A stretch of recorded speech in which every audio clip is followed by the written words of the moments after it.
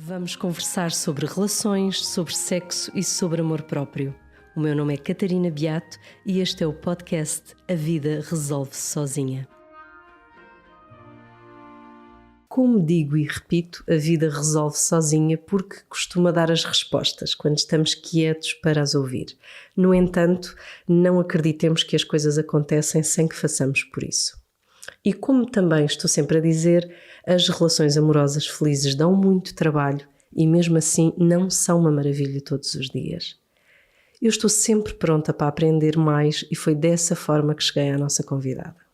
Estás a ver? Tinhas aqui a explicação.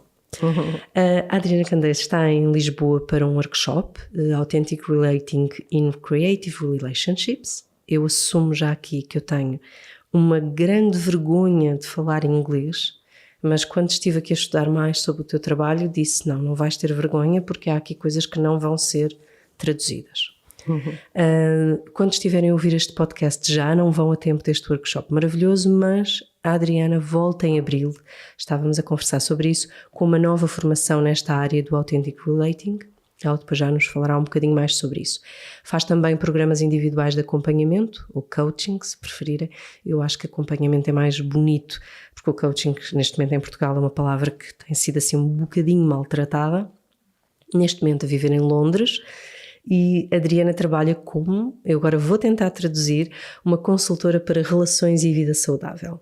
Achas que assim em português também soa bem? Adorei eu diria mesmo. que é uma vida saudável no geral. Na tua viagem para Lisboa partilhaste no Instagram, ontem, para vocês, terão que ir um bocadinho mais atrás,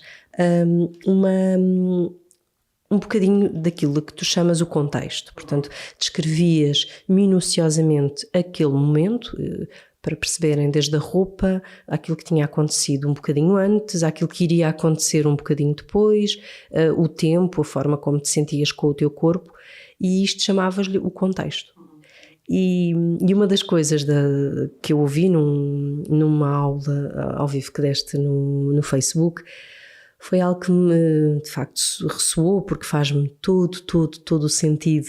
E acho que é aquilo que falta nas relações, que é a questão do contexto. Somos únicos num determinado momento e temos, por um lado, que aceitar que somos únicos, mas por outro lado perceber que quem está à nossa frente também é único e tem um contexto. Eu gostava que começasses por aí, que me falasses desta questão tão importante e que valorizamos, ou que, eu não diria valorizamos, que temos tão pouca percepção, que é a questão do contexto.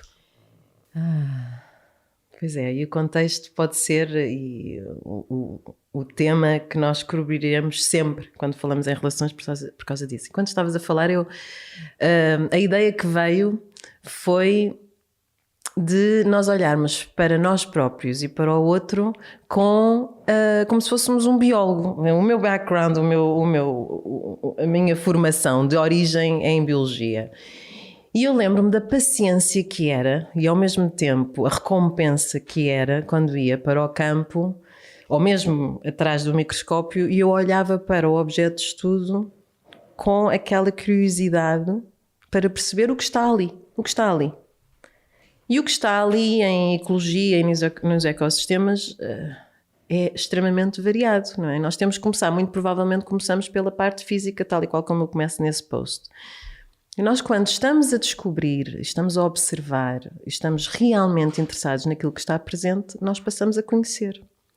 E quando entramos nas relações é exatamente isso, não é? Só que a questão é que, tal e qual como qualquer cientista, nas relações ao fim de algum tempo, sejam elas com o nosso parceiro, com os nossos parceiros, sejam elas com os nossos colegas de trabalho.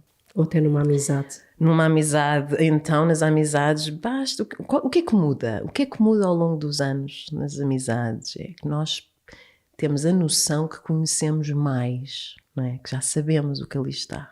E porquê que nós nem sempre agimos assim nas relações amorosas? Pois porque também nos dá segurança, mas nós passamos a acreditar que conhecemos aquilo que está naquela pessoa. E, portanto, um dia a pessoa vem com uma ideia nova, mas nós provavelmente nem sequer colocamos a hipótese que a pessoa vem com uma ideia nova, não é? Porquê? Porque ontem não tinha essa ideia nova. Porquê é que terá agora? Portanto, isto voltando ao tema do contexto o contexto é a nossa forma de conhecer o que está. E esse contexto está constantemente a alterar-se, porque nem que seja porque nós evoluímos e porque nós envelhecemos e porque os gostos mas não têm. Mais no dia-a-dia, eu acho que aquilo, muitas vezes nós queremos ter uma conversa com o nosso parceiro. Vamos aqui falar do amor romântico da pessoa com quem vivemos. Queremos ter uma conversa com o nosso parceiro. E entramos um bocadinho a matar e do outro lado não vem a reação que esperamos, que é todo um mundo, não é? Que nós sabemos que as relações se baseiam muito nesta questão das expectativas, daquilo que vamos assumir, que é uma frase que também dizes do não podemos assumir nada, mas nós vamos à procura muitas vezes de uma resposta sem dar sequer a oportunidade de qual é a resposta que vem do outro lado. Portanto, nós queremos uma resposta e vamos procurá-la.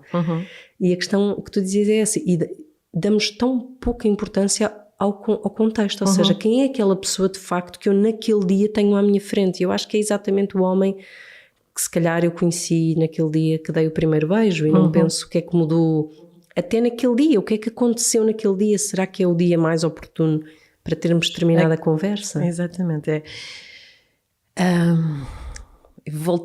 introduziste outro conceito mais importante do authentic relating e que no fundo é a base de muitas práticas como a mindfulness e como todas estas novas questões que agora as pessoas têm acesso através do yoga, que é a questão do presente, do momento, do que está realmente ali. E a pessoa que vem, o teu parceiro vem de um dia que esteve fora, vocês não se viram, não é? Durante algumas horas. Tudo o que possa ter acontecido lá fora teve influência na forma de estar, nos seus níveis de cansaço, se tem fome, se não tem fome, se teve pessoas que o compreenderam, se não teve, e tudo isso vai afetar. E portanto, quando chega ao pé de ti, de certeza que está diferente de quando saiu de manhã. Claro. E há pouco disseste uma coisa fundamental, que é, muitas vezes a pessoa esteve o dia todo fora. Nós temos aquela falsa noção de ligação que as redes nos dão ou que os telemóveis nos dão, mas nós não estamos conectados. Se calhar não demos um abraço, não demos um beijo, não fizemos a conexão de energias, porque quando vinhamos no carro, que eu vim com a Adriana, ela disse uma coisa muito engraçada, porque eu revejo-me nisso totalmente, que é, atribuímos todos estes conceitos aos freaks, aos hippies, aos loucos. E isto são coisas muito mais científicas. Nós não estamos a falar de uma mente esotérica em que as pessoas se abraçam e de repente estão conectadas. Não, nós estamos a falar de questões energéticas. Passamos um dia longe um do outro, ou uma semana, ou um fim de semana em trabalho, e se não, antes de darmos aqui um abraço ou um beijo, nós não estamos ligados em termos energéticos. Eu estou a adorar, eu estou a olhar para ti, adoro poder ver-te, estamos aqui e estou a ter o meu contexto. Vou dar um exemplo às pessoas que nos acompanham. O meu contexto neste momento, eu estou à tua frente, eu vejo-te muito bem e estou a sentir-me no corpo uma grande excitação, porque tudo aquilo que tu estás a falar relaciona-se com o tema que nos trouxe aqui, não é? Das relações autênticas. E falaste precisamente disso, da conexão, e o que a conexão hoje em dia está mais provado, é um aspecto fisiológico, não é? Então, por exemplo, quando nós dizemos, não sentimos a energia do outro, não, é que nós somos mamíferos, não é? A parte biológica influencia-nos imenso, e muitas das vezes nós só vamos sentir e estar preparados para o outro depois de termos um momento na presença do outro. E quantas vezes os nossos parceiros, nós nos encontramos com o nosso companheiro, que sem termos esse tempo, que está provado que pelos vistos um abraço de 20 segundos é um abraço que já faz com que o nosso batimento cardíaco se sintonize, nós sentimos a temperatura do outro, nós temos um reconhecimento no olhar, é muito importante. E então aí podemos começar a falar do contexto de cada um. Tal e qual como tu trouxeste, é um grande problema com os novos dispositivos tecnológicos, digitais, dão-nos uma ilusão, nós temos uma ilusão, nós assumimos que sabemos o que se anda a passar na vida do outro.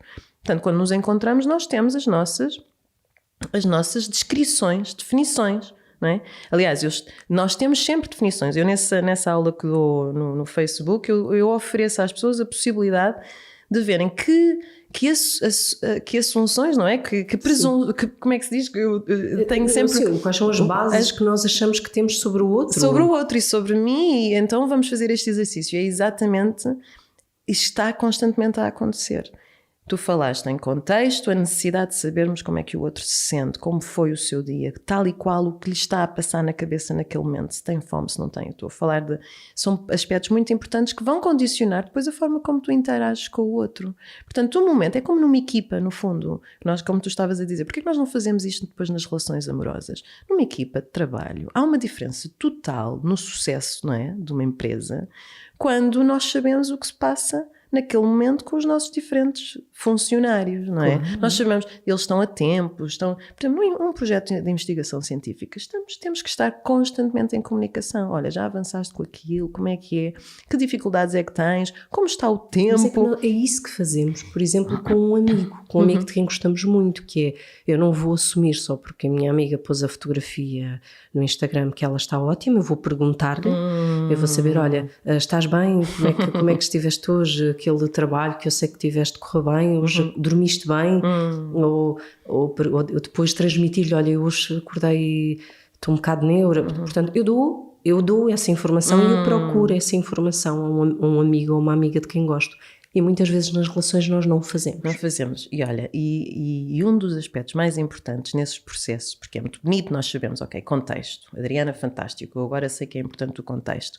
Olha, vou fazer um esforço de confirmar aquilo que eu penso que o outro traz ou o que é que lhe está a acontecer, que é assume nothing practice. Mas há aqui uma coisa fundamental, uma ferramenta fundamental, que é o tempo, e que nós em inglês e na prática de Authentic Relating chamamos slow down. Mas nós podemos fazer, ou seja, nós temos dois conceitos que eu acho que são importantes. Nós neste momento aqui falamos muito na questão do slow living. Slow living nem sempre é possível, porque nem sempre temos o tempo suficiente para viver nessa forma lenta ou em que tudo tem um determinado tempo, que se calhar é o seu tempo natural, mas slow down é algo que se pode fazer mesmo numa vida ativa e agitada. Exatamente, aliás, estas filosofias e estas disciplinas têm muito sucesso normalmente nos centros urbanos, exatamente porque elas têm que funcionar. Exatamente. Ou seja, slow down é algo que eu que acabei de vir do meu emprego e que tenho que ir despachar o jantar dos miúdos, posso fazer no momento antes de falar alguma coisa com a pessoa com quem vivo. Exatamente, e o que nós ensinamos, ou que pelo menos eu pratico, é nós fazemos o slow down enquanto estamos nesse processo. Ou seja, por exemplo, eu agora aqui tomei respirei, não é? Eu senti, no fundo eu estou a expandir a minha consciência sobre mim própria. Ou seja, eu estou contigo e ao longo destes anos tenho praticado, saber o que sinto no meu corpo, porque me vai dar informação de como é que eu vou interagir contigo e como é que eu vou me relacionar com os outros. Do ponto de vista intelectual, a mesma coisa. Eu tornei-me mais ativa, inclusive, é só que eu slow down no sentido em que estou a observar os meus pensamentos. Portanto, o meu companheiro chega, não é? Não, que tu falaste deste exemplo, não conseguimos troca de olhares, não tivemos tempo de darmos o tal abraço, passou alguma coisa que nós conversámos mas não houve resposta, há aqui qualquer coisa que não está, já não há conexão, não é? Eu observo nos meus pensamentos o que estou naquele momento a experienciar desta interação, não é? E então essa para mim é o que nós chamamos de slow down, significa eu torno mais observadora. Consciente. Eu não faço, exatamente. São os exercícios que eu acho que tornaram tanto o yoga como o mindfulness tão populares pelo impacto que têm na vida das pessoas. Exatamente. Que é o facto de respirar e nem que seja pelo facto de teres respirado fundo e teres tomado consciência daquela entrada e saída de ar, pelo menos fizeste lá está, tal conexão com o presente. Mas nós deixamos isso muito de lado no dia a dia. Se calhar essa pessoa fez essa aula de yoga, não é? No seu dia ocupado, mas não fará essa respiração antes da interação que vai ter ou com o marido, ou com o namorado, ou com os filhos. Exatamente. E deixa-se ir no rompante. No automático. Sim. Também na reação, não é? Que muitas vezes nós falamos que é a diferença entre reação e resposta. Mas tu voltas muito e eu gostava mesmo de entrar também para esta, não é? Porque tu chamas a atenção para uma coisa fundamental, que é porque é que nós fazemos isto noutras áreas e não nas nossas relações amorosas. E eu acho que aqui vem de uma parte muito cultural, não é? Porque numa relação amorosa, e isto é uma coisa que eu tento trazer sempre para a consciência, nós queremos estar bem com os nossos parceiros. Quer dizer, a relação que mais nos provoca energia é provavelmente aquela que nós fazemos com a pessoa com quem estamos apaixonados. E porquê é que depois também são nessas relações que nós temos mais desafios?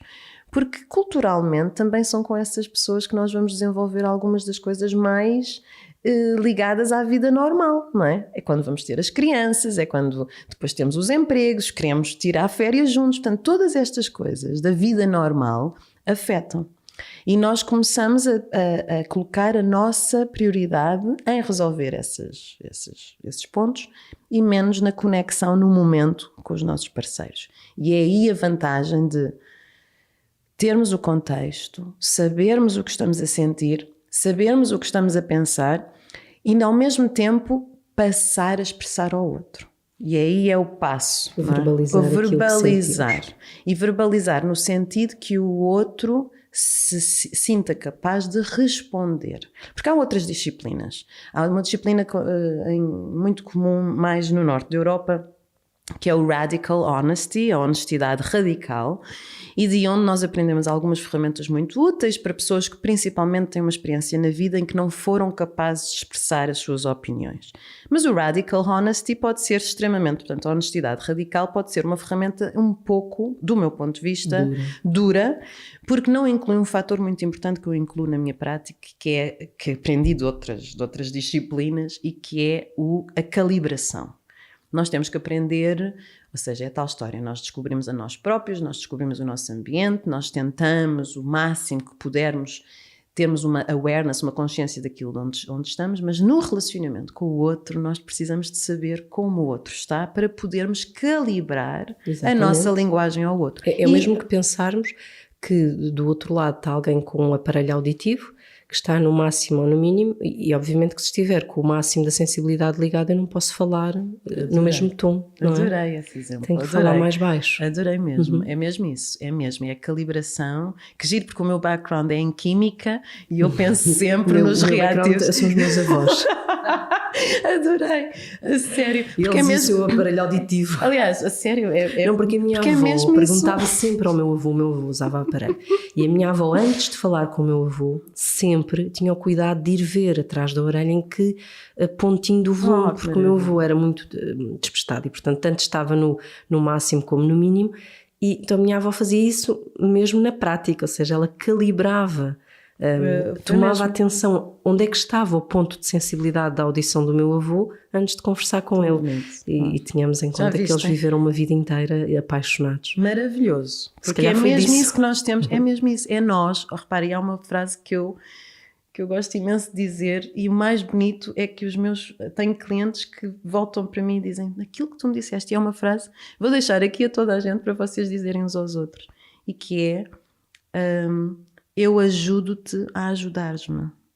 Mas as pessoas não fazem isso, Adriana. Eu acho que as relações, essa é a frase, é fundamental naquilo que não é feito, que é, eu acho que muitas pessoas nas relações mais amorosas, se calhar porque envolve aqui um bocadinho de ego, não sei, do que nas amizades, mas nos locais de trabalho também acontece muito esta questão, que é, eu acho que o outro vai adivinhar aquilo que eu quero e aquilo que eu preciso.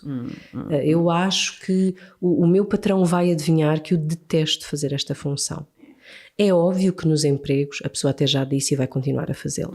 Não vamos ser também aqui muito românticos, porque não será o caso. Mas nas relações, quantas pessoas eu lhes digo, mas as pessoas às vezes transmitem-me até por mensagem, dizerem: eu detesto que o meu marido faça isto. E eu pergunto: mas já lhe disse? E muitas vezes não me disse. E tu disseste esta parte, que provavelmente é uma questão de ego. Eu tenho a certeza que é uma questão de medo. Não é? O que está em jogo, o que está em jogo é mesmo isso. O que está em jogo é algo que é muito mais difícil de perder, não é? E é por isso que quanto mais cedo nós fizermos isso nas nossas relações, melhor. Nós tentarmos quanto mais cedo as relações forem autênticas. Autênticas, percebes? Porque eu penso sempre nisto de uma forma de sustentabilidade. Não é? Eu vou continuar, quanto mais eu conseguir ser autêntica desde o início, mais generosa e amiga eu serei da pessoa com quem eu estou, porque eu estou a ajudá-lo a ajudar-me, no fundo, porque estou a dar-lhe mais informação sobre mim. E quanto mais informação eu conseguir, mais eu lhe estou a dar ferramentas para ele me poder retribuir com aquilo que eu vou informando. Sim, não é? E essa questão do autêntico é essa, ou seja, é nós termos do nosso lado, porque entregamos e porque recebemos, um conjunto de ferramentas que de facto nos permitem chegar ao outro. Senão nós quantas vezes estamos a falar, voltamos àquele momento em que chegámos a casa e estamos a falar no momento errado, de forma calibrada, não calibrada, não é? Porque estamos se calhar a falar muito alto quando a pessoa está exausta ou muito baixa e a pessoa está com os níveis de atenção muito baixos. Nós estamos a fazer tudo do modo errado e, portanto, naquele momento a comunicação torna-se ou insistente ou violenta. Exatamente. E exatamente porque o medo de perder nos coloca numa situação de fight and flight, que é uma coisa extremamente também muito conhecida hoje em dia, portanto, de alerta, o nosso sistema fisiológico está ativado. Eu nunca tinha pensado nisso, quer dizer, achas que existe sempre, uma vez na base da relação romântica, talvez depois por a questão do emprego e depois as amizades, um certo medo de perder? Sempre, sim, porque o risco é maior. Não é? Claro. Depende do investimento, até porque ainda hoje tive uma conversa logo de manhã, muito cedinho, sobre esta questão do tempo que nós dedicamos ao nosso trabalho e da incompatibilidade que nós acreditamos que exista entre sermos bem-sucedidos no trabalho e sermos bem-sucedidos nas relações. Hoje em dia é um problema que é muito partilhado, um desafio muito, muito partilhado pelas mulheres com quem eu trabalho. Não é? Elas querem ter uma carreira bem-sucedidas e expressar-se profissionalmente e depois onde é que podem ter a disponibilidade? Então nós temos que encontrar formas, como tu dizes, de prioritizar, do que é que nós temos que perder, o que é que a consciência aqui começou a mudar. Se antigamente uma mulher sabia que a relação de estabilidade era provavelmente a sua maior prioridade, não é? Para a sua sobrevivência, hoje em dia não. Nós hoje em dia se calhar olhamos para a sobrevivência de uma forma muito mais no tipo de trabalho que temos e as relações hão de vir. E isto é preciso, começa a alterar-se a forma como nós estamos nas relações. Quando a nossa relação é muito importante, o medo de perdermos é maior e o nosso estado físico e mental já por si está diferente do que se nós estivéssemos mais relaxados, digamos. E no início isso nota-se, não é? Claro. Acabei de conhecer, isto não sei onde é que vai dar. A certa altura, quando começamos a investir, e aliás, o meu trabalho normalmente é uma fonte fisiológica, porque eu gosto muito da biologia e acho que nós conhecemos ainda muito pouco, mas é totalmente diferente eu vir partilhar contigo o meu conhecimento, por exemplo, não é? Ter uma conversa contigo, se eu estiver calma ou se eu acabei de receber algo que me afetou negativamente. Pronto, o mesmo se eu for falar com o meu parceiro de um tema um pouco mais complexo, mas se eu tiver muito medo da sua reação, mesmo a minha forma, a minha capacidade de ouvir vai-se alterar. Isto é tudo explicado fisiologicamente, não é? As pessoas podem investigar mais se forem ler mais sobre a oxitocina. Quanto mais preocupado eu estiver com o outcome, com o resultado da minha conversa, mais dificilmente eu serei empática. Não é? E, portanto, provavelmente... Estás no tal modo de sobrevivência. No modo de sobrevivência. Portanto, um mamífero tal como eu sou, eu vou estar com o meu sistema de sobrevivência de fugir ou de bater, não é? Claro. Nem que seja verbalmente. E, portanto, nós, nesse aspecto, nós também, quanto mais consciência temos disto, olha, eu preciso mesmo de falar contigo, não é? Imagina o exemplo, tenho aqui estas questões e outra pessoa a vê no seu corpo a sua capacidade de, naquele momento, falar. E eu estou a dizer isto e já me está a surgir um tema muito colocado pelas minhas clientes, que é, mas eu vou falar com ele e ele nunca te parece estar disponível. Se eu não avançar com o tema, ele vai-me sempre dizer que não vai ter cabeça para estas conversas, que é uma coisa interessante, porque eu, apesar de estar muito aberta a não generalizações, é uma coisa muito assumida como se fosse uma coisa de mulher. A mulher está mais preparada para falar e o homem está menos preparado, ou pelo menos tem menos... É muito menos... É assim, o homem, por educação também, mas o homem é muito menos educado para gerir determinadas sensações. Exatamente. E, portanto, será mais difícil. E, nesse caso, se virmos isso, eu diria que enquanto a mulher vai a correr atrás do urso, o homem aí vai esconder-se. É a sua forma de lidar com este momento que é um momento de stress. Portanto, um foge e o outro esconde-se. E eu acho que nesse caso a generalização entende-se porque também ainda é uma questão de educação. Sim, e ela existe, não é? É real. Mas o verbalizar, mas as mulheres muitas vezes verbalizam, como é que eu hei também sem generalizar? As mulheres verbalizam muitas vezes a crítica. O primeiro episódio com o professor José Gameiro era muito evidente, porque ele fala muito desta questão, que é a mulher verbaliza muita crítica, mas não contextualiza, ou seja, não diz, olha, eu sinto-me assim, é muito tu fazes, tu és, tu dizes. Pronto. E o homem resguarda-se na desculpa. Portanto, nós aqui, em vez de estarmos os dois à procura de uma solução, estamos um a atacar e o outro naturalmente a defender-se. Muitas vezes a defesa do homem ocorre por esconder-se, no sentido de eu não quero falar sobre isso. Porque está a ser atacado. E eu acho que às vezes é muito mais fácil ser capaz de dizer, olha, eu não gosto. Ou seja, eu acho que vi isto num filme, que torna a coisa assim um bocadinho nada científico ou nada bonita do ponto de vista intelectual, mas que algo que era, se nós mudássemos a forma como falamos com o nosso parceiro para a primeira pessoa, nós estamos a falar do que eu sinto. E o que eu sinto nunca é debatível, não é? Ele não pode vir dizer, não, tu não sentes nada disso. Sinto sim. Ponto, não é? Exato. Eu sinto-me magoada quando tu falas alto. É diferente do tu falaste-me alto. Não é? E mais, e tu estás a ser agressivo. Exato. Repara, é que é fundamental eu a forma como criticar, estou a assumir, eu estou a assumir que aquela pessoa quis me magoar. Não, eu senti-me magoada. Não é? Exatamente, é e eu fundamental. Acho que se nós mudássemos isto na forma de comunicar com o outro, até com os nossos filhos, por exemplo, o nosso filho está a fazer uma birra enorme e dizer, tu estás a ser mal educado, tu estás... Lá está, estamos a atacar. Se eu disser, olha, a mãe não está a sentir-se nada bem com o que tu estás a fazer, o que é que se passa, o que é que podemos fazer para resolver?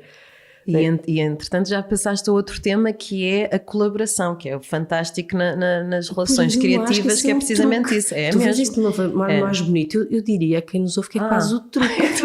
Pois é um truque.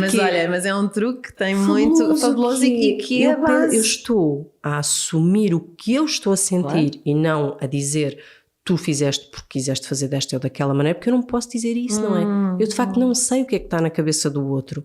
E depois pedir-lhe ajuda, que é uma forma de passar a responsabilidade também só para o outro lado. Sim, mas repara, mas é por isso que nós, parece que é um pouco como uma loucura.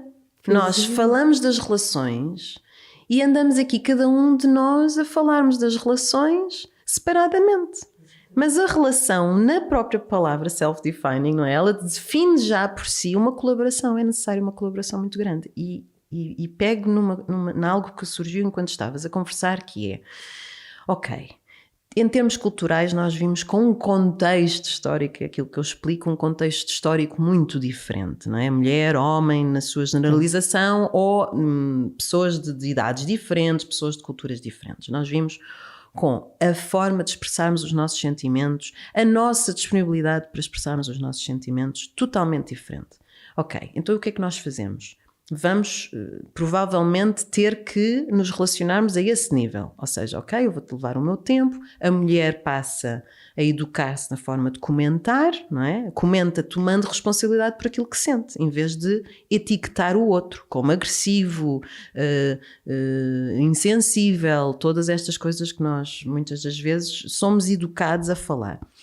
E o homem, muito provavelmente, eu digo que se calhar a forma melhor para um homem começar a fazer este trabalho é realmente um trabalho de conhecimento próprio, que não passa por ter que fazer as mesmas coisas que as mulheres, mas passa sem dúvida por conhecer as sensações que lhe vão no corpo, o homem de dar a si próprio esta curiosidade de se conhecer, que é aliás, é um movimento que está a surgir bastante, pelo menos em Inglaterra nós temos, eu fui convidada para ser... no fundo ali ajudante na gestão de grupos de homens, por exemplo facilitadora de grupos de homens. Os homens têm cada vez mais, sabem, nós estamos um passo atrás, no sentido de estamos numa fase em Portugal muito do feminino, do assumir, do empoderamento, mas mais pelo assumir das fragilidades, e eu acredito profundamente que a seguir virá esse, que é os homens também. Isso será fascinante, porque nós temos aqui eu penso que Quer dizer, nós às vezes temos a sensação que estamos atrás, mas há aqui outras ferramentas que nos ajudam a estar à frente, não é? Porque nós somos como tal e qual, atrás como tu dizes. De movimento. Sim, e é mesmo. E olha, fiquei muito contente por saber, porque às vezes eu não tenho noção do que é que se está, e que tu me falaste do empoderamento através de assumir ou de compreender as nossas fragilidades. Adorei, porque é mesmo isso. Até porque associado a uma fragilidade está sempre uma grande dádiva, não é? É mesmo. Sem dúvida. Pronto. Mas voltando à questão desta parte, que é a colaboração, não é? Que é então aquilo que eu já chamo design relationship by design, que é o desenho da relação.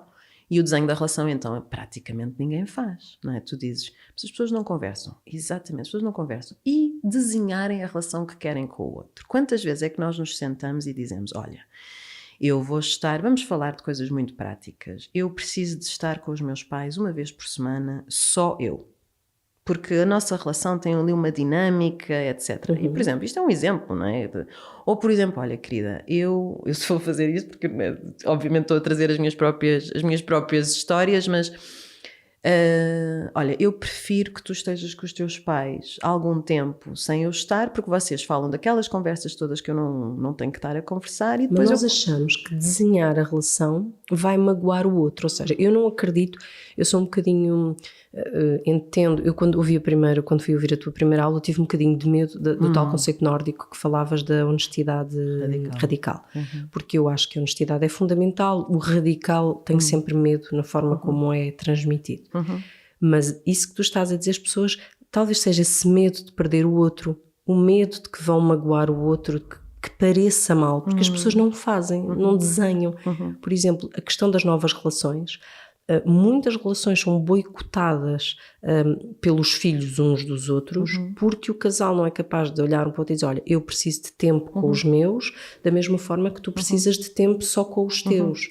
E tentam, e estão naquela primeira fase em que as pessoas de facto estão sempre muito ligadas e acham que é o tempo sempre em conjunto e não fazem esse desenho porque acham que isso vai magoar o outro ou porque... Sim. Lá está, o medo, aquilo que tu identificaste, está, o tal medo daquilo que está em jogo. Olha, cobrindo a parte do radical honesty, porque esta parte da honestidade radical, tens toda a razão, e aquele tema que tu trouxeste, o truque que é importantíssimo, que é falarmos na primeira pessoa. Isto é para deixar aqui já uma ferramenta, para sermos honestos, vamos tomar... Eu acho que daquilo que dizias, das tuas, não é? O facto de tentarmos entender o contexto e, portanto, vivermos o momento presente, foi a tua primeira dica, aquilo que eu também assumi logo, e percebermos que estes truques não servem só para o yoga, nem para estas coisas, é algo que nós devemos viver na vida no dia-a-dia, no nosso emprego, no nosso amor, nas nossas amizades. E, por outro lado, esta questão do não podemos assumir nada, logo vamos verbalizar na primeira pessoa. Vamos informar o outro daquilo que me corresponde. Porque, olha, aliás, há uma outra disciplina, a comunicação não violenta, que utiliza muito a frase na primeira pessoa. E a frase na primeira pessoa também pode ser extremamente agressiva. Não é? Claro, porque eu posso dizer, eu estou a sentir isto porque tu me fizeste aquilo e aquilo outro. Pronto. Portanto, realmente aqui exige treino e exige uma consciência grande, e eu adoro que tu me tens do que vamos dizer, e lá está, tal e qual como tu disseste, de voltarmos à nossa consciência, não assumir que o outro saiba aquilo que está a passar por nós, não assumir que existe... o outro adivinha, não é? O outro nunca adivinha, pode ter sorte, não é? Ou melhor, o outro tenta adivinhar. Até nos pode conhecer como ninguém, mas lá está, não conhece o contexto daquele momento. Exatamente. Imagina que eu até sou aquela pessoa que toda a vida disse que adorava prendas práticas. E prendas práticas. E depois há um ano em que, de facto, eu até já tenho tudo, estou farta daquelas prendas e aparece novamente uma fritadeira. E depois eu digo, caramba, ele não foi nada atento, não percebeu que eu já tenho tudo. Que eu já mudei, não é? Que eu já mudei, que eu estou a evoluir e gosto de surpresas, não gosto de surpresas. Olha, as pessoas estão sempre a assumir coisas em relação a mim, não é? Sempre. E eu estou sempre a fisgá-las, porque eu sou uma pessoa que gosto muito pouco de rotinas. Então é super divertido. Antigamente eu ficava zangada, hoje em dia não fico zangada porque tomo responsabilidade. Eu informo os outros, não é? Claro. E informo tanto, e é tão giro. Eu ainda tenho uma pessoa que toda a vida que conheci e que conhecemos-nos através da música e partilhámos, e foi tão amoroso e foi maravilhoso e tão excitante durante anos e anos a partilharmos músicas. E o valor que eu dava cada vez que eu recebia um CD novo, de algo underground, não é? De algo desconhecido. E hoje em dia eu continuo a receber CDs, mas eu já não os ouço, não é? Porque já estou numa fase totalmente diferente da vida. Eu continuo, tenho o player, mas é giríssimo. Portanto, há coisas que realmente uma pessoa pode informar, não é? Parte de mim, mas não posso ficar zangada se não tomar responsabilidade por alternar. Quer dizer, posso ficar zangada. Aqui, que é, eu acho não, tenho a certeza absoluta, tu falavas da questão do medo, de perder o outro, é verdade, mas tomarmos as coisas na primeira pessoa exige uma palavra que é porque é cansativa, que é a história da responsabilidade, não é? Porque no momento em que então o nosso parceiro não adivinhou, a culpa não passa a ser só dele, ou no momento em que ele não fez aquilo que eu achei que ele tinha mesmo que fazer, e isto serve para os dois lados, ou ele, não é? Ele de repente olha para a mulher e pensa, ela não adivinhou aquilo que eu gostava hoje de ter feito, ou do que é que nós deveríamos hoje ter conversado. Só que aí passamos a ser responsáveis. E eu acho que ser responsável dá uma trabalheira. Dá uma trabalheira. E tu falaste, temos estado a seguir assim a evolução das coisas, mas que é o medo de magoar o outro, não é? E o equilibrar isso com o tomar responsabilidade. Só que vivemos na permanente omissão. Omissão, total. E além disso, eu vou-te dizer, uma das razões que eu estou aqui a falar contigo hoje foi porque eu notei o efeito físico na saúde dos meus pacientes como consequência da omissão e da supressão de emoções. Não é? Aliás, o trabalho começou todo a mostrar. Aliás, é por isso que eu gosto muito das disciplinas de medicina um pouco mais holística. Porquê? Porque e hoje em dia temos mais uma vez os comprovativos todos científicos, mas existe um efeito enorme entre a nossa capacidade de expressarmos as nossas emoções, o nosso bem-estar emocional e as consequências que vamos sentir a nível físico e o desenvolvimento de doenças crónicas silenciosas. Porque as doenças crónicas silenciosas normalmente vêm de supressões fisiológicas muito lentas, não é? E nós hoje sabemos que o sistema imunitário, o sistema digestivo, aliás, a resposta imunitária e endocrinológica tem tudo a ver com a forma como nós nos sentimos e os níveis de stress. Sim, quer dizer, está provado que aquilo que conseguimos expelir, define, tu falavas há pouco quando nós estávamos em off da questão da saúde do intestino, mas esta questão, tudo aquilo que nós conseguimos tirar do corpo, em termos daquilo que não é necessário ao corpo, é fundamental para o nosso... Portanto, nós temos que ter sempre a capacidade de guardar os nutrientes, sejam eles mais físicos ou menos, ou mais emocionais, os que precisamos, mas é fundamental conseguir expelir, deitar fora as coisas que não precisamos. Portanto, nós não ficamos só doentes se não formos fazer o nosso cocó. Também ficamos doentes se não conseguirmos falar e dizer aquilo que sentimos. Sem dúvida, cada vez mais. E muitas das vezes eu até digo às pessoas que, por exemplo, têm profissões em que utilizam muito a voz, não é? E que normalmente vêm ter comigo em fase em que já estão a ter algumas dificuldades, ou seja, emocionais ou físicas. E nós não conseguimos separar, eu não consigo separar um problema de voz, um problema principalmente digestivo, da parte da expressão verbal e da expressão dos seus sentimentos. Repara, aqui está, o problema é que, e acho que nós temos razões, porque e nós também falamos sobre isso, a nossa história, o que nos trouxe até aqui, os exemplos que nós temos das relações à nossa volta, não são relações em que as pessoas expressam muito aquilo que sentem uma à outra, não é? É muito raro e, portanto, nós temos um medo do desconhecido. Como é que vai ser quando eu passar a expressar aquilo que eu considero que o outro não vai gostar? Porque as coisas que o outro gosta, nós não temos tantos problemas. Mas ao longo de algum tempo começa a subir aquilo que tu dizes, não é? Acumula. E ao acumular, quando sai, já é como uma panela de pressão. Já não sai. Sai uma coisa muito feia. Eu costumo dizer que aquela coisa quando pedem aos casais, diga-me qual foi o truque para ter passado uma vida inteira juntos, e eles dizem não ir para a cama zangado. Isto é uma forma figurativa de, obviamente, durante o dia resolveram aquilo que tinham a resolver, não é? De repente fingiram durante a noite que estava tudo bem, deram as mãozinhas ou encostaram os seus pezinhos e isso permitiu. A pessoa dizer, lá está, eu acho que se nós aprendermos a falar na primeira pessoa e seguido de um pedido de colaboração, é quase pedir ao outro, olha, eu sei que tu me amas, ajuda-me a ser feliz. Isto, no fundo é isso, não é? Estás a dizer ao outro, olha, eu não estou feliz, não vir logo a seguir do porque o porque tu aqui não acabou, não é? Dizer, olha, eu não estou feliz, ajuda-me a perceber o que é que podemos fazer, ou sempre um bocadinho aqui o plural, porque se as pessoas estão juntas, eu acho que isto era importante.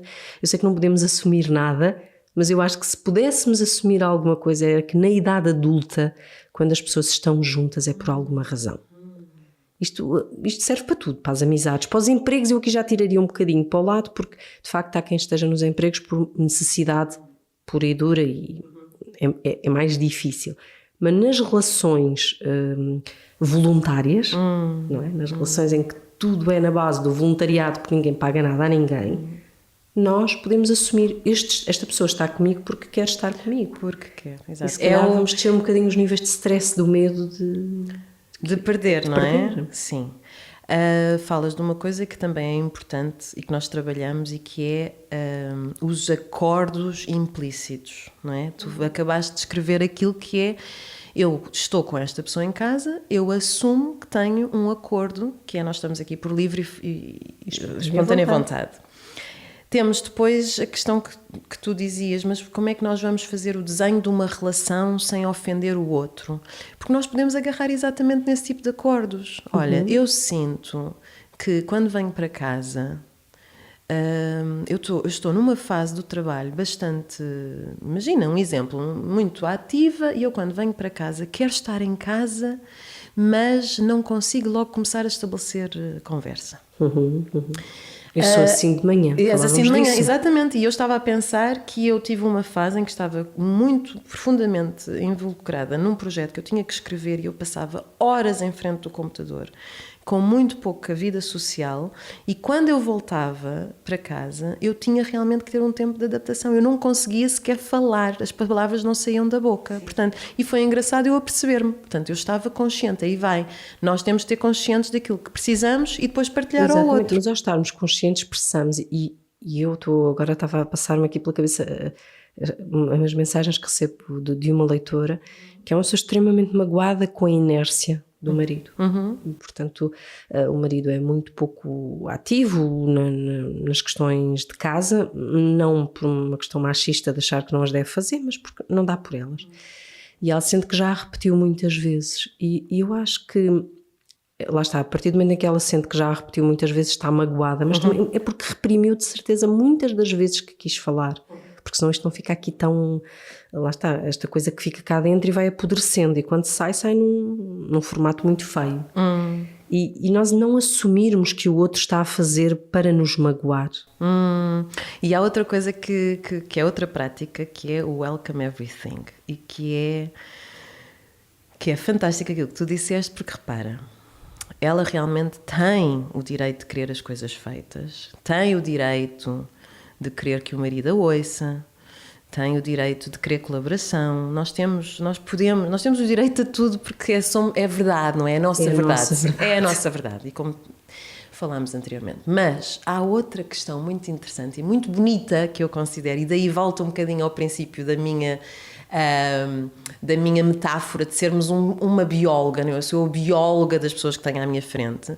É ela observar: espera, ele realmente não consegue.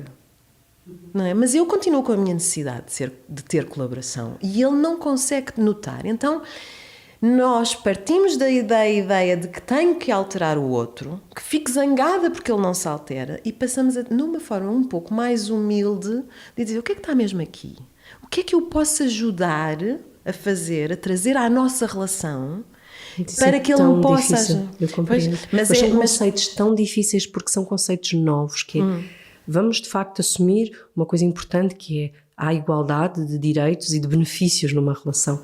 Não é? Nem interessa aqui se estamos a falar de um homem e uma mulher, estamos a falar de dois homens, duas mulheres que foram se calhar educados de uma maneira completamente diferente, e um será mais ativo em determinadas coisas e o outro menos ativo, que é: vamos aceitar aquilo que somos. E o aceitar aquilo que somos às vezes é... Sim, sabes como é que... Porque eu acho que às vezes significa que não é aquela pessoa com quem eu vou ficar. E logo isso é, como dizias, é a dor do luto. A dor do luto. E há também, e neste processo, que eu acho muito engraçado, que é... nós muitas vezes separamos. Eu no outro dia dei este exemplo, e eu não sei em qual dos webinars é que foi, etc., mas Quer dizer, eu apaixono-me por alguém porque adoro, porque o nosso ambiente em que nós nos encontramos foi em que eu vi esta pessoa ser extremamente sensível na forma como conversa com os outros, a sua capacidade de diplomacia incrível, de ter as pessoas todas a saborearem as conversas, etc. De ser principalmente um ouvinte, não é? E depois, mais tarde, na nossa relação, eu queixo-me porque esta pessoa não expressa, não toma atitude, não tem uma opinião séria, não é mais apaixonado nas suas... Combativo, quando eu lhe digo que temos que ir por ali. Pronto, quer dizer, eu acho que esta parte de nós colaborarmos é nós a percebermos que por trás de um defeito, aquilo que nós consideramos um defeito, normalmente está uma virtude. E que foi nas virtudes que nós nos concentramos no início. Sim, eu acho que a maioria das mulheres, como sabes, eu conheci o Pedro já adulta, não é? Adulta, com os meus vícios todos, com as coisas todas. E de facto, quando tu conheces um homem que está sozinho numa determinada idade, é quase sempre um homem muito mais calmo, muito mais que aceita. Mas se calhar é exatamente isso que, passado pouquíssimo tempo, estás a pedir-lhe exatamente o contrário. Agora, claro que nós mudamos, mas o importante é sermos capazes, lá está, de dizer o que sentimos. Eu acho que eu adoro a expressão das relações autênticas, mas gosto especialmente que depois tenhas usado a expressão da criatividade, porque nós vamos ter que nos reinventar 1000 vezes ao longo desta relação autêntica, porque nós estamos sempre em mudança, felizmente. Totalmente. E é um processo que é... Repara, estamos aqui a falar e teríamos material para falarmos constantemente e nos fascina, porque é importante para nós. E, no entanto, ao ser importante para nós, nós tomamos muito pouca responsabilidade. Por isso é que eu gosto do termo das relações criativas, porque assume que nós vamos ser parte do processo. E eu estou mesmo muito interessada e gostaria muito de dar esta ideia que o facto de eu dizer que estou a criar uma relação, eu não lhe estou a tirar a espontaneidade, que é outro tema que as pessoas me dizem, mas então os acordes, mas isso tira toda a surpresa. Não, repara, um dos acordes pode ser precisamente a surpresa. Não é? Mas aí então eu não posso estar à espera de estar em controle da situação. Nós, ao trazermos os acordos, nós não estamos a fixar a relação. Como tu disseste, estás sempre em constante alteração. Também dinâmico. É um acordo dinâmico, apenas dá segurança. Não é? Nós temos mais segurança nas ruas em Lisboa porque temos sinais verdes e vermelhos.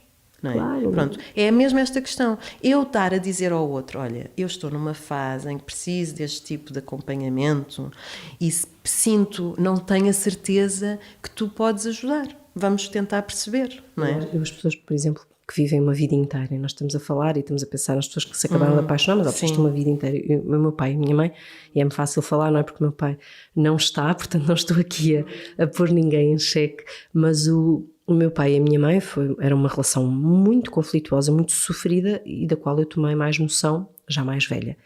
E em conversa com o meu pai, era-me chocante perceber que de facto o meu pai nunca tinha transmitido à minha mãe que ele tinha uma única... Ele gostava de uma coisa muito simples, que era o meu pai de facto gostava muito da questão do jantar a uma hora certa. Aquilo era verdadeiramente importante para ele.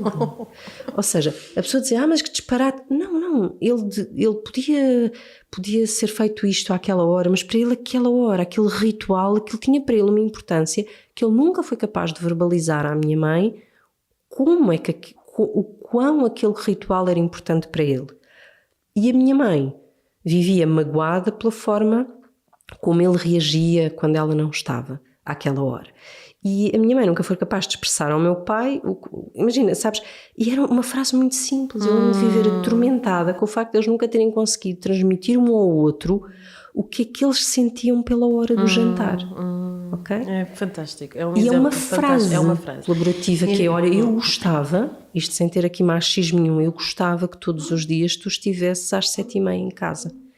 E a minha mãe ser capaz de dizer, olha, eu não gosto de ter uma hora. E no dia em que eles se calhar estivessem sentados a desenhar a relação, ou podiam ter percebido que eram incompatíveis.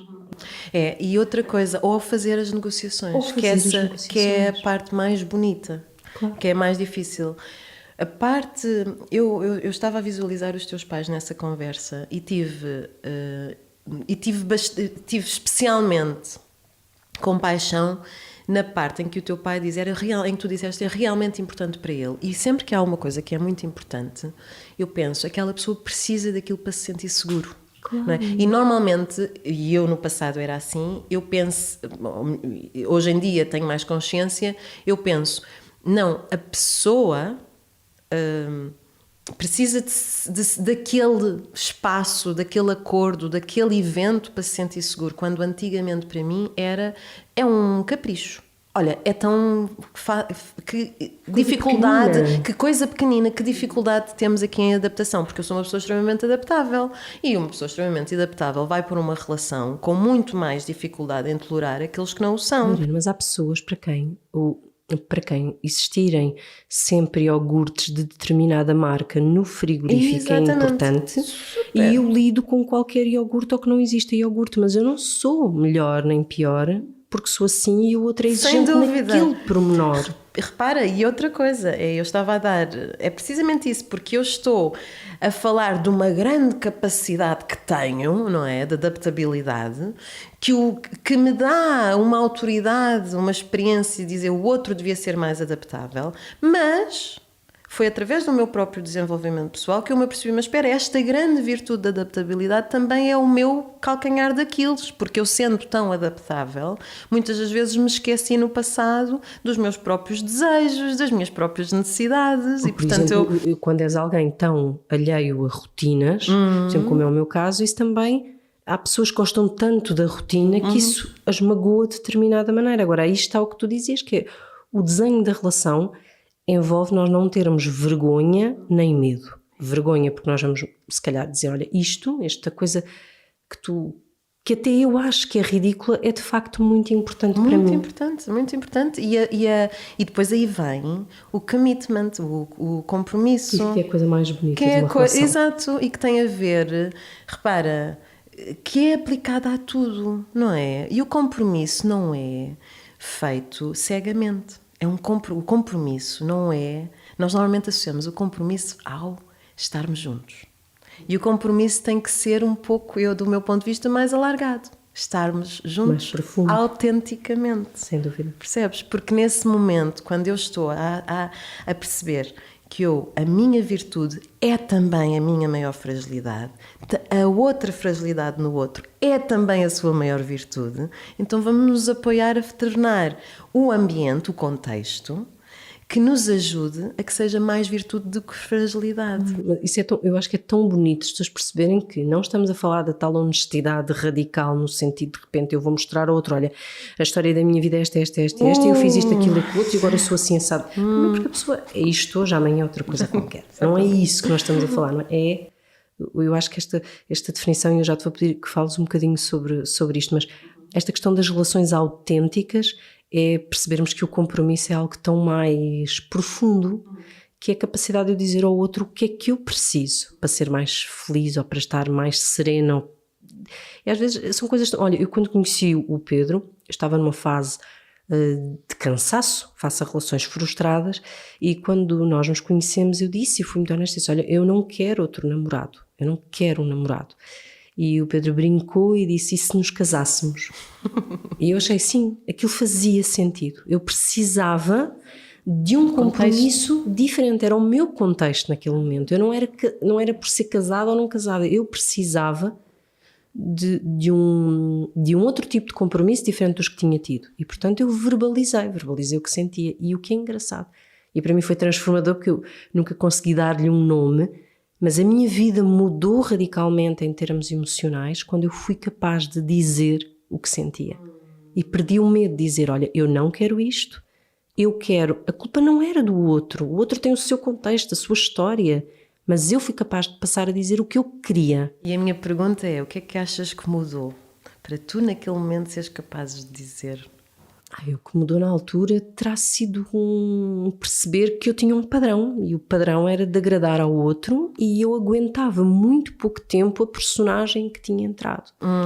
E eu não estabelecia intimidade, não é? Porque se eu não sou autêntica, não consegues estabelecer. Não estabelece intimidade. A intimidade é precisamente isso. É a nossa capacidade.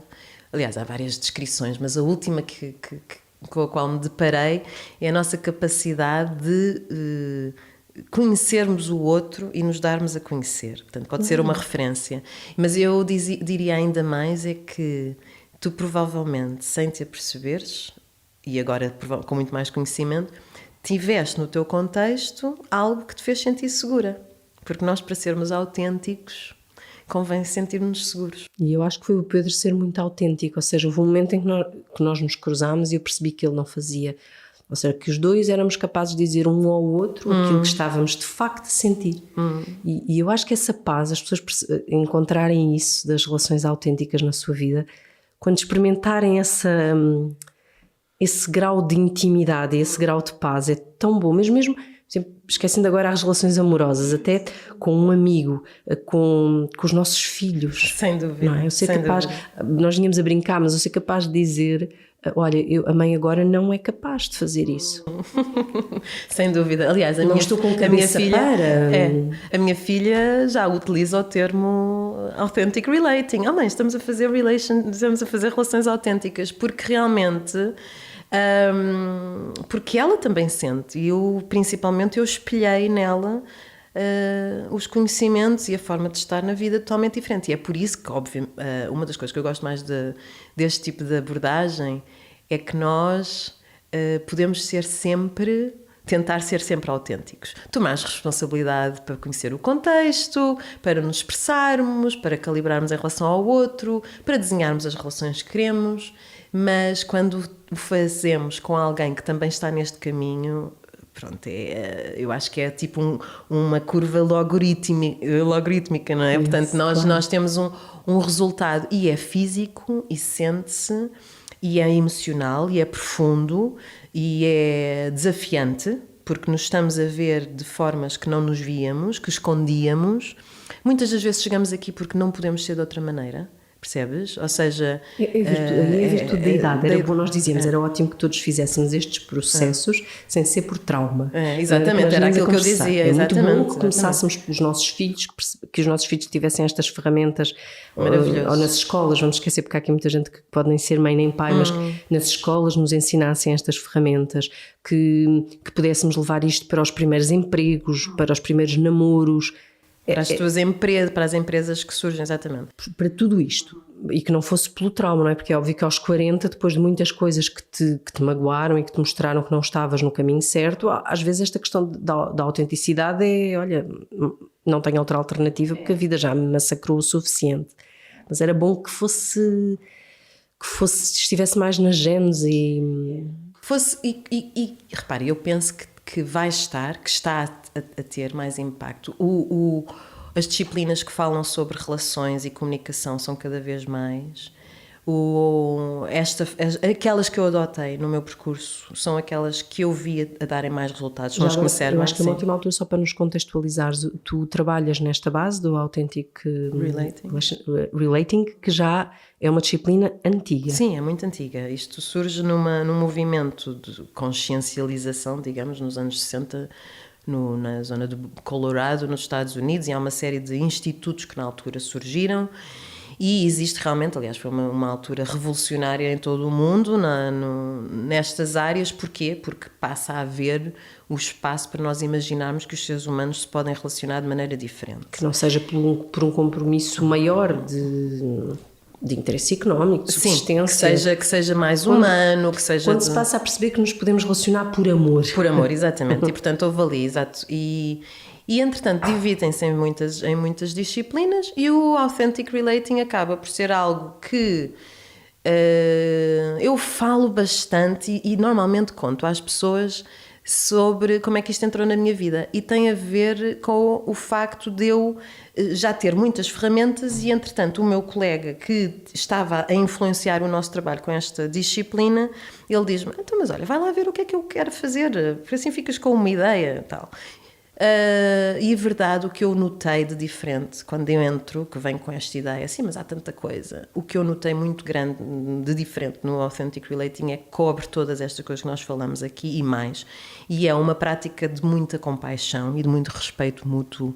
Portanto, ela vai um pouco mais além do radical honesty, da honestidade radical, ela vai um pouco mais além, para mim, daquelas ferramentas que eu usava da comunicação não violenta. E é muito prática, percebes?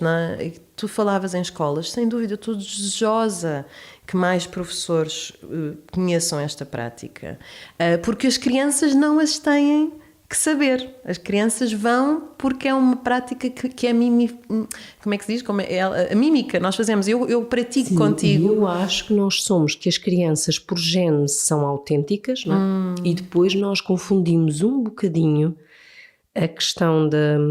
nós confundimos a questão da boa educação e do respeito. Ou seja, e nós vivemos, em termos de vida em sociedade, muitas vezes a boa educação significa o calar. Pronto. E não percebemos que nós podemos ser bem educados, respeitando o outro e dizendo a nossa verdade. Ou seja, a criança não deve ser, por exemplo, usamos isto, saindo agora mesmo do casal e indo para os miúdos, nós, por exemplo, estamos no Natal e recebemos a prenda de que não gostamos.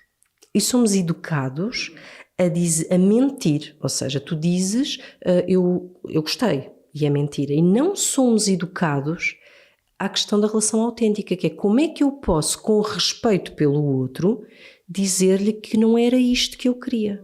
E depois tu levas isso para a vida toda e para os teus amores. Que é, porque é que eu hei de receber uma prenda que não gostei e posso dizer, olha, obrigada por esta prenda, mas eu gostava de ter recebido não sei o quê. É engraçado porque aí voltamos àquela parte que tu falavas anteriormente. Podemos fazer isto antes do trauma, não é? Podemos.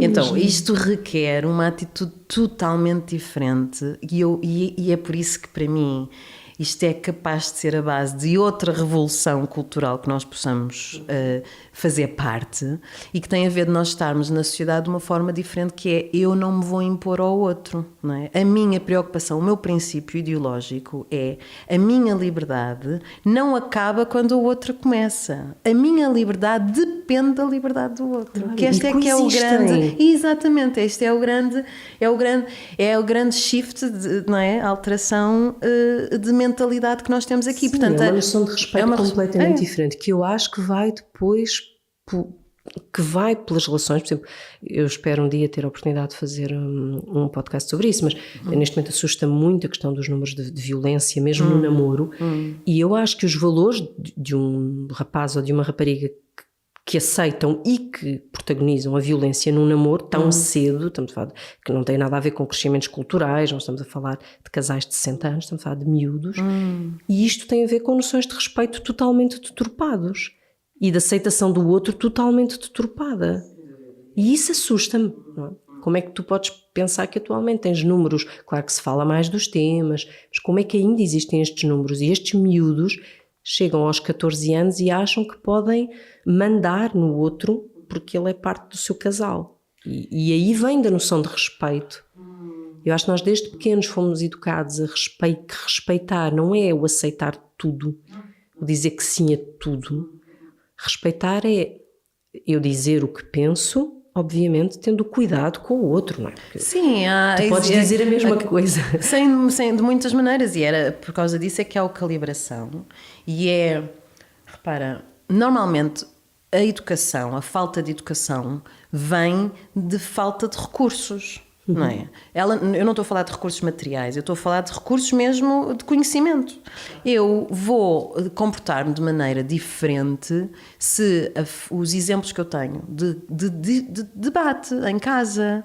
Mas até falamos de chegar às escolas, porque imagina poder levar este conceito... Em que as crianças veem os adultos a comunicarem de forma autêntica com eles, não é?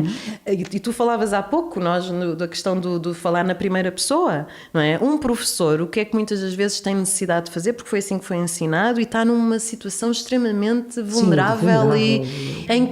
Mas a primeira coisa que nós dizemos, e eu falo assim, porque eu também tenho que fazer um processo de reprogramação reprogramação da minha própria linguagem que eu aprendi nas escolas e, portanto, que é quantas vezes é que nós etiquetamos uma criança, não é? E que a dizemos, tu és um... Olha, agora no avião, quando vim, quer dizer, eu quase que fui às asas, quase que fui aos céus, porque estava uma criança super pequenina, no carrinho, cheia de calor, e um adulto que não a conhece lhe chamou em inglês de forma, disse-lhe, que criança tão marota, não é? Quer dizer, e ali começa, marota, não, ainda bem, ela está a queixar-se daquilo que todos nós adultos não podemos fazer.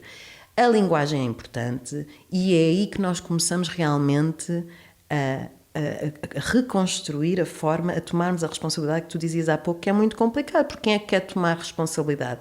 Não tomamos responsabilidade quando não temos os recursos, não é? Eu posso tomar responsabilidade por alguma coisa quando eu sei o que é que vou fazer, eu sei que se fizer mal vou estar amparada, que essa é outra questão. Claro, não é? Isso é fundamental. Não é fundamental, tu tens... No fundo, o que se constrói nesta comunicação mais autêntica, em que é honesta, mas é calibrada, em que há realmente uma partilha do meu ser interior com aquilo que está a acontecer à minha frente, eu estou a entrar num estado em que eu sei que sou igual ao outro, em que eu tenho tanto vulnerabilidade como poder, que eu tenho tanta capacidade de ser quem eu sou, como o outro tem, que eu não vou querer alterar, não é? Mas não vou querer deixar de ser eu própria. E é nesta fase, nesta parte, nesta consciência que surge algo que é muito mais do que verbal, que é físico, que as pessoas sentem-se, quando começam a praticar, sentem-se unidas, porque se sentem unidas a elas próprias e ao outro, e há uma empatia verdadeiramente honesta. E, portanto, é algo que nos modifica a vida. E nós passamos a não comunicar de outra maneira. Quando eu ainda continuo a ter acessos de fúria, eu continuo a ter acessos de tristeza, de esquecimento total da teoria, que aquilo que me está a passar na cabeça pode não ser verdade. Desculpa, há pouco tempo no trabalho, eu fiz uns filmes na cabeça porque eu assumi que aquilo que estava a acontecer era algo que obviamente que vai ser a versão mais negativa, que eu tenho que me preparar, eu tenho que estar preparada, e nós, os seres humanos, somos fantásticos nas ferramentas que utilizamos para nos prepararmos, para não sofrermos, não é? Portanto, eu tenho essas coisas todas. Somos muito bons em erguer as barreiras todas. Sem dúvida, e quem não o faria? E isto claro. Eu não tenho, pegando um pouco naquilo que tu dizias, na violência, eu não penso que nós estejamos numa situação muito, vamos lá ver, de olharmos para o futuro com uma perspectiva muito positiva, não é? Tipo aqueles quadros neorrealistas de olharmos para o futuro com sorrisos nos lábios. Não, acho que não estamos bem assim, não é? Acho que agora, se tivéssemos que pintar esses quadros, a nossa expressão seria uma expressão um pouco mais sisuda.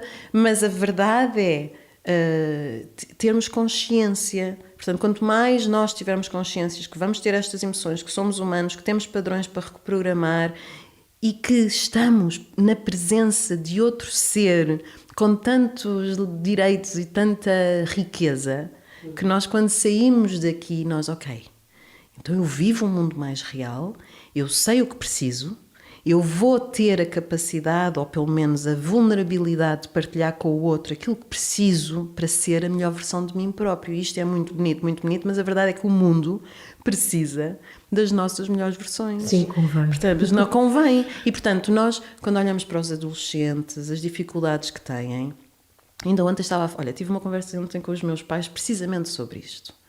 Nós, com os adolescentes, não é? Os meninos lá da família estão todos a crescer. E eu olho, como é que nós temos que alterar as conversas que temos em casa com as nossas crianças do que aquelas que tínhamos quando eu era da idade deles convosco, dizia aos meus pais.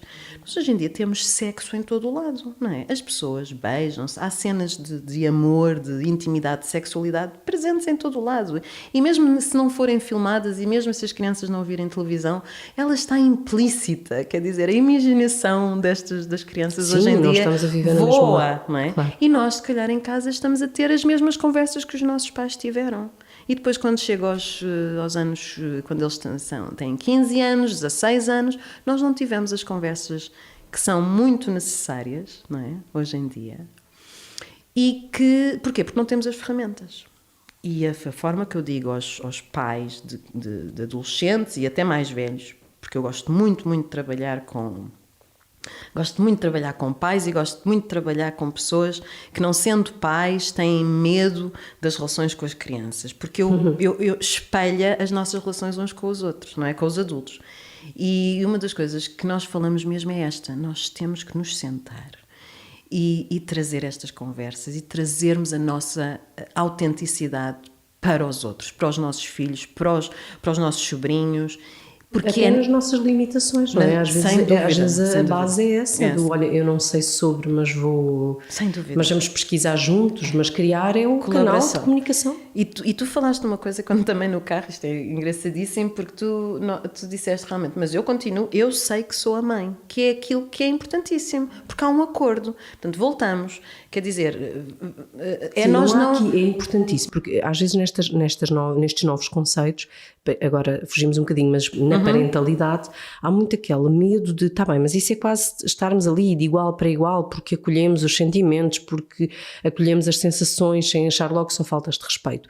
O facto de eu acolher, o facto de eu ser autêntica na relação que tenho com os meus filhos, não me retira o meu lugar.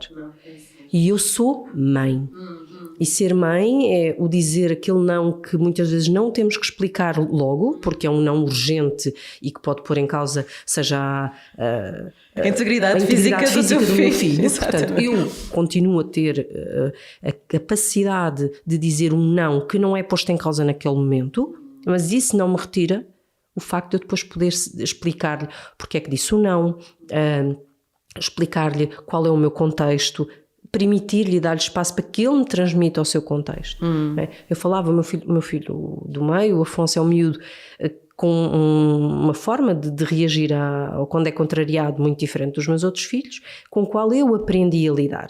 Isso não significa que eu perdi a autoridade sobre o meu filho. Agora, eu gosto de conhecer os meus filhos, não é de entrar na sua intimidade, porque quem tem adolescente sabe que a partir de um determinado momento aquilo que conhecemos é aquilo que eles nos quiserem dar a conhecer, mas nós não podemos ver, seja com os filhos, seja marido e mulher, seja no que for, uma relação autêntica não nos tira a nossa posição, antes pelo contrário. Eu acho que é tão mais poderoso. Agora e tínhamos aqui outro episódio inteiro sobre a questão do empoderamento, mas o empoderamento, que passa por assumir as vulnerabilidades, dá-nos força, não nos tira. Sim, aliás... E como pais também. Aliás, é uma das áreas em que nós estamos mesmo a ajudar com o Authentic Relating na área da liderança, não é? E eu estou a fazer estas pausas porque eu estou a pensar nas palavras em inglês para traduzir em simultâneo, mas é a liderança pela humildade, pela empatia e pela dignidade. Portanto, nós fazemos mesmo uma viagem por estes conceitos todos. A liderança não tem que ser nem imposta, não é? Nem tem que ser retirada de campo. Não é? Tem a ver com conhecer realmente o que está ali. Como é que nós vamos liderar? Como é que nós vamos... E o líder é quem? O líder, e aplica-se a todas as áreas, mas o líder é aquele que tem uma visão e que consegue conjugar as pessoas que estão à sua volta, à sua equipa, a chegarem até à visão. Portanto, se ele não conhecer, e a mesma coisa com os pais, nós temos uma visão como pais. Portanto, e estamos a tentar perceber como é que vamos levá-los até ao sítio da nossa visão. Vamos ter que adaptar. E eu penso que é natural nós estarmos a falar de pais e filhos num tema de relações amorosas, Catarina. Sem dúvida. Porque nós estabelecemos, não raramente, relações de parentalidade com os nossos parceiros.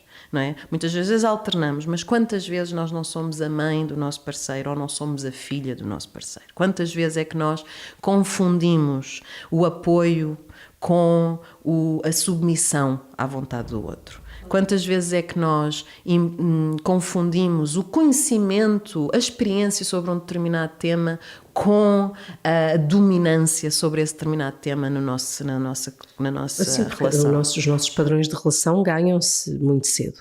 Isso não há nada.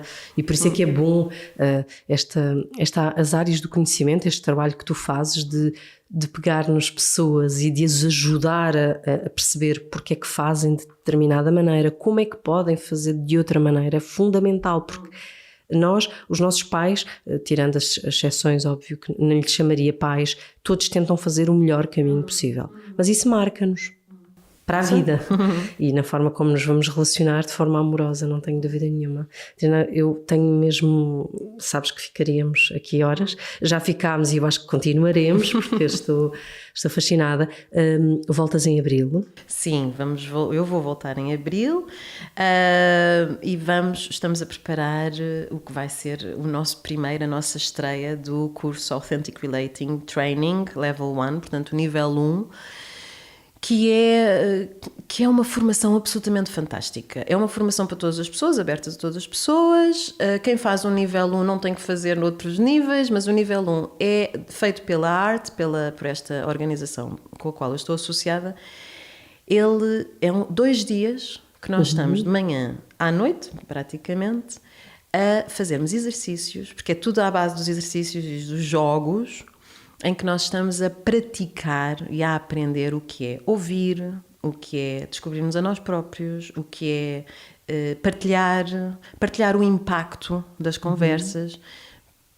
Entramos na área do conflito, da transformação do conflito, que é como nós chamamos, normalmente é chamado resolução de conflito, nós chamamos transformação de conflito por questões muito engraçadas, lá está, por respeito daquilo que é e não por uma necessidade de o alterar, mas pronto. E então, o que é o nível 1? O nível 1 para mim é, a forma como eu visiono o nível 1 em Lisboa é aquilo que está a acontecer no resto do mundo. É uma forma muito prática, muito bem sucedida, de nós formarmos o maior número de pessoas nesta disciplina, que existe há muito tempo, mas e agora finalmente nós estamos a ter uma comunidade que pratica e que tem uma paixão enorme por partilhar. E a verdade é que o Authentic Relating é ensinado em todo o mundo, por várias organizações, mas a ART conseguiu fazer este curso absolutamente maravilhoso, que é o Art of Being Human, a arte de ser humano, que é tão bonito e é mesmo isto que nós sentimos. E pronto, e nós vimos cá em abril, agora a semana eu vou voltar para Londres e vamos estar a dar o nível 1 em Londres outra vez. Então eu deixo o teu contacto na descrição para quem depois quiser seguir e se quiser fazer este curso. E vou-te dizer, já temos cá em Portugal umas 3 pessoas que vieram ao nível 1 em Amsterdão. Sim, há vários, portanto há muitas coisas a acontecerem. E é interessante como eu noto a diferença destas pessoas nos seus trabalhos, nas suas organizações, nas suas relações. E é engraçado como é tipo, como eu dizia há pouco, um logaritmo. Então eu estou muito entusiasmada pelas pessoas, porque temos backgrounds muito diferentes. E eu estou muito entusiasmada para termos realmente aqui em Portugal com este acesso. Sabes que Portugal, para mim, e deixo-te com isto, Portugal, para quem está fora e sabe a história de Portugal desde o século X, XI, XII, Portugal é um país aqui discreto, mas com muito impacto. E com um impacto interno muito grande. E sempre atraiu muitos movimentos revolucionários em Portugal, porque não são apenas aquilo que nós dizíamos de alteração, etc., mas sim de alteração de consciência. E tem sido aqui. A música, por exemplo, a música lírica, tudo as coisas que acontecem aqui em Portugal.